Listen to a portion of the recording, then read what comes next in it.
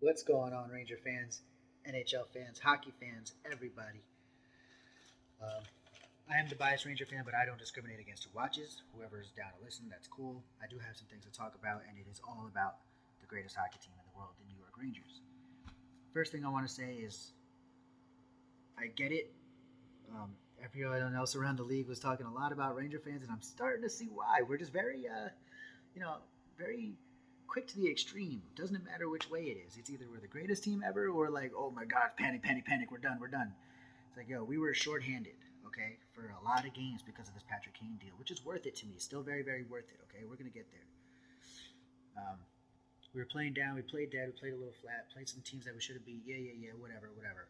Still a lot of hockey left. Still very new team. We just got Patrick Kane. Ranger fans, we just got Patrick Kane. We just got Vladimir Tarasenko. We have Panarin. We have Zibanejad. We have Fox. We have good defense. We do. We have great goaltending. Igor Shesterkin. It'll come together. It'll gel.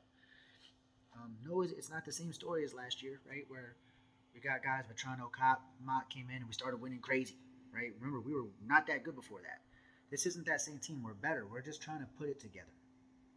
Okay? I don't see any reason to panic.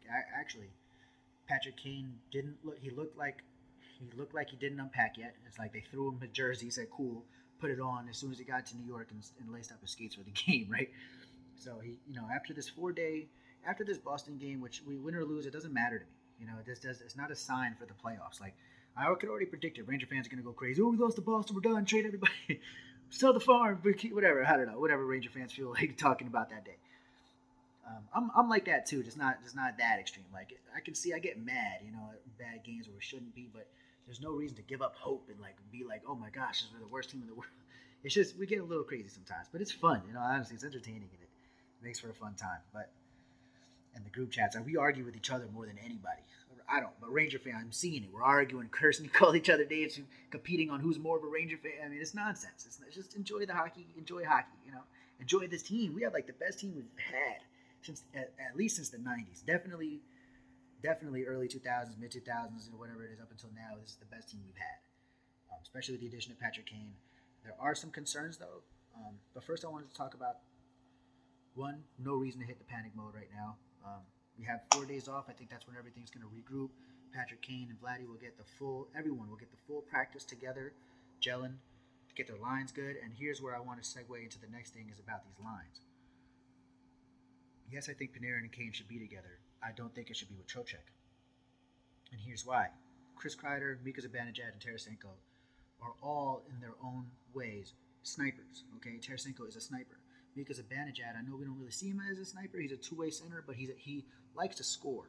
Okay, he does. He has 30 goals, over 30 goals already. He had 41 and 56. He's capable of being a sniper, right? Plays two-way, can play. He's the best, one of the best all-around players, right? But my point is that I think it would flow better if you didn't stack three snipers on one line and then have three playmakers on Trocheck, Panarin, and Patrick Kane on the other line. The coach said there's too much passing. Well, you got three guys who like to pass. This is my personal opinion. Now remember, personal opinion. I am not on the team. I am not in the locker room. I am not Gallant. I am not Jury. I am not any of these players. From a fan's perspective, a biased fan, a biased New York Rangers fan perspective on what the lines could be, and someone who knows hockey, right? That's the only reason I do this, is I know and love and enjoy hockey and talking about hockey. I have the lines as Panarin, Mika Zibanejad, and Patrick Kane on first line. A very stacked, can't stop first line. That's what a Stanley Cup team needs. You need that first line that every time they're out there, they're, oh my goodness, they almost scored. Or, oh my goodness, they scored 3 goals, 4 goals tonight. Oh my goodness, they almost scored. You know what I mean? That kind of production you need in the playoffs from your first line. Because sometimes it might only be that line that's scoring, and that's the line that I can just see now guaranteeing some points every game. Patrick Kane, Artemi Panarin, and Mika Zibanejad, come on. You know what I mean? Yes, they're forward, and you put, but that's the whole point. Why split that small size up when you got Mika Zibanejad, who's not small at all, who can play defense, who back checks better than everybody with that stick too. Panarin's good with the stick, by the way, back checking. He may not play the body on defense, but I don't know where this thing came from that he doesn't play defense. Sometimes it takes him a little bit to kick into gear, like a turnover, but he does. He'll back check, and he's good with hitting the stick up and taking the puck away or deflecting passes. So no, he may not be intercepting them and then going on breaks, but he does deflect and make it harder for players, and he does back check. So I don't know where that came from. Panarin isn't bad on defense. He's not terrible. He's not the greatest. He's not Mika. He's not Patrice Bergeron. But he's not. He's not lazy. He skates. He tries. He's not the best, but it'll work with Mika there. It'll work with Mika centering that line. The east to west, I don't like with Panarin. I think Mika's advantage controls that because he's better at taking the puck through the neutral zone, and where he can set up Panarin. You know what I mean? Panarin, I don't like him always setting up through the neutral zone. Why do we always rely on him? Because a lot of times he's the best player on the line, so we give it to him to work the magic through the neutral zone. But he's too east and west for me for that. I like Mika doing that. Him and Kane can work through the neutral zone if they need it, and then have Panarin and Kane set up in the offensive zone, and that's where they're both going to work their magic. And Mika, and his reach and the way he shoots is he's such a good skater. He could be anywhere. I'm telling you, that line would work. They'd both be setting. They'd have a sniper, two playmakers who can both score, a sniper who can also pass and play defense. Like, you have everything you need on that line to be successful first line. Besides face-off wins, but Mika's not terrible at face-off. He's not terrible. He's at 48%, right below 50%. That's not terrible. He does way too much to even care about that. You know what I mean? So that's my first line. Second line, you got Chris Kreider, Trocheck, and Tarasenko. Here's why. Trocheck, Kreider, and VC was a phenomenal line. That's when Trocheck came into his own on the New York Rangers. Kreider was playing so much better on that line, in my opinion. He looked like he was doing it all instead of just this big goofy ass, deflecting shots in the front, right? He can work with him and Trocheck and VC, but him and Trocheck were connecting very, very well. And Tarasenko is it's not like he only played on Mika's line for all of eternity and you can't separate them. Like, yeah, they started to connect. That's cool. That's because Mika's awesome and Tarasenko's awesome. They're good at hockey. Trocheck is the same way. He brings that grit and size, and that way, second line, Chris Kreider, 6'3", 230 pounds. I think Tarasenko's like the exact same thing. That forechecking line with Trocheck playing bigger and more energetic than he is, I mean, that line is going to wear and tear teams down. That second line is going to come at you hard and heavy, and they're going to score a lot of goals. I'm telling you, that's a battle line that they're going to score a lot of goals. I'm telling you, Tarasenko, Trocheck is a playmaker. He's going to set both of those guys up. Kreider has some magic in them too. But Tarasenko's a good hockey player. He'll set up and score. I'm telling you, that line, with the size, the speed, it's a solid shutdown second line that can really, really score on you. Two line set. The kid line, third line, third line. Or line 2B, whatever. I'd rather call it a 2B line because they need to get more, playing time, especially in the playoffs. Hedl, every game, even when the puck isn't going in the net, he's still, and Kako, the confidence in the offensive zone that he's having now, and the patience and the not rushing, not being like immature, because we all know those players, no matter what level you're at, those guys that just touch the puck and hit it, or the guys that are rushing to play because they're, you know what I mean? It's like, no, he seems calm, he seems comfortable where he's at, making powerful moves, playing defense in the offensive zone. Like, Kako has a solid game to him. Like, we didn't draft Kako just to get 100 points. Like, the guy does a lot more, and on that line, Hedl is like tall, but he's not filled out yet. Him and Laffy, Kako and Laffy bring that. Laffy is a very aggressive forechecker. Kako uses his size along the boards.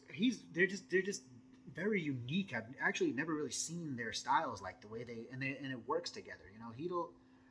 Hedl needs to keep his head up a little more. Hedl runs into trouble a lot and it scares the crap out of me because I feel like he's gonna get hurt, especially in the playoffs. Man, he has to just, because he's not filled out yet. Like, if he fills out just a little bit more, he'll be almost unstoppable. Seriously, because his body type, his shooting, he has a great shot. He can literally shoot from anywhere and loves to do the worst angles to shoot at, but those are like sometimes the best. So that line is solid, and then you got the fourth line, Gaudreau, VC, and Mott. Hopefully Mott is okay. I haven't heard anything yet. Mott, man, every time we get this guy, he's getting hurt, bro, and it sucks. I want to see him be a part of the team and gel early with the team and not miss these games, so hopefully he comes back as soon as possible. Hopefully Linger comes back. Miller, I think that was very unfair suspension. Obviously it was not on purpose, but I get it. I get that, the NHL has to, like, it's like, well, if we let you get away with it, then everyone's going to accidentally start spitting in people's faces. And that I understand, but I don't think Miller, I'm still standing by that. There's no way he did that stuff on purpose, man. There's no way he disrespectfully insulted somebody's soul like that. You know what I mean? Like, no way, dude. Like, you spit and the guy was right there. Next time, just spit down at the ice, Now don't ever spit up here because anybody can be skating by at any time and just catch it, But also, Miller, step up your game. You're getting beat a lot. You're still getting beat a lot when but But that happened last year too early on, and then he stopped. But now he's starting again. But in the playoffs, he was good. And so we'll see. Again, I'm not panicking on any of these players. I think they're just as a team they were playing great, and as a team they are in a slump, and as a team they'll put it back together again. Right? I keep seeing a lot of good Ranger fans saying it's better now than in a month. So. Okay, Harper and Mikola. I had a lot of time to think about this because I didn't want to say something too soon. Okay, because early on I really liked Harper, and early on I really didn't like Mikola, and nothing has changed. Absolutely nothing has changed. Mikola takes bad penalties. It's like the only time I see him physical, he gets a penalty because it's like, all right, yeah, he's big. He makes a good hit, and then it gets to him, and then all of a sudden he's being erratic and hitting stupidly. Harper knocks people down without even trying. He's 6'6", 250 something, whatever. He's huge. He does need to get better at the handles, and I see them trying to practice. I'm seeing him skate the puck up more, a lot more. That might be getting ready for the playoffs. But because I'm thinking they're starting to see the same thing. Mikola is not it. He's a good 7th D-man. Let's say if someone gets hurt, you could fill him in, sure, and you got some playing time under with the team. That's great. He is not better than Harper because Harper has a more simplified, broken down to the fundamentals, keeps it very simple, and that works. When you don't have the skill, but you have the size to do a lot of defensive things and, to get the puck out. No, he's not going to make the cleanest passes out, but no, you know what I mean? He's a third-line pair defense. He is what he is. But he'll definitely flip it out and get it out of danger, though. You know what I mean? He's definitely going to clear the body, play the body in front of the net, and, he's going to get beat sometimes because he's a third-pair defenseman. That's the coaching. You got to match those lines with other players that he can defend against. But I like Harper way better than Mikola. I don't care if Mikola scored a goal. I just don't see it. I don't see it. Schneider's a very good skater, by the way. I'm noticing a lot more in Schneider's ability. He's a big kid, but he can skate for a big guy. Normally, you don't see guys 6'3", 200-plus pounds as a defenseman moving those feet and pivoting and transitioning the way he does at any time. And with the puck, without the puck, everything, man. Schneider's a good skater. He's going to be really, really good. So I think that was it. Yeah, just a quick, simple video. It's a little longer than I even wanted it to be. Nothing about the goalies. Actually, I do think, and I understand it was a back-to-back game, but I still think they're sitting Igor way too much. Igor needs to get going by playing consistently. That's what happened last year. And as soon as they stopped him, while he was hot, they stopped him too soon. He got cold, and it took him time to develop again, to pick up the momentum. I think they just got to play him like as much as they can now until the playoffs. Get his ass going. Get him consistently in net and aware and just play through whatever he needs to play through right now. I can't think of anything else. I don't think sitting him for a lot more games. He can't be tired. There's no way he's tired. You know what I mean? Come on, we didn't so something's going on. Whatever it is, I just think we need to play him more, and I think you need to play him through it. And I think again, I'm not panicking. I'm not worried. It's Igor Shesterkin. It's the Tsar himself. I think he'll be all right. I think we're going to be all right no matter what this year. If we win, if we don't, whatever, it's going to be a very entertaining ride. I'm looking forward to it all the way. And I think that's it for this video. So remember, guys, no quit in New York, in hockey, in life. That's how we New Yorkers are. Stay true to that. Let's go New York Rangers. Let's go Patty Kane. Let's go this team. Let's beat Boston in the next game. Yeah, Boston is our next game, and then the 4 days off. So looking forward to making more content for you guys also. So.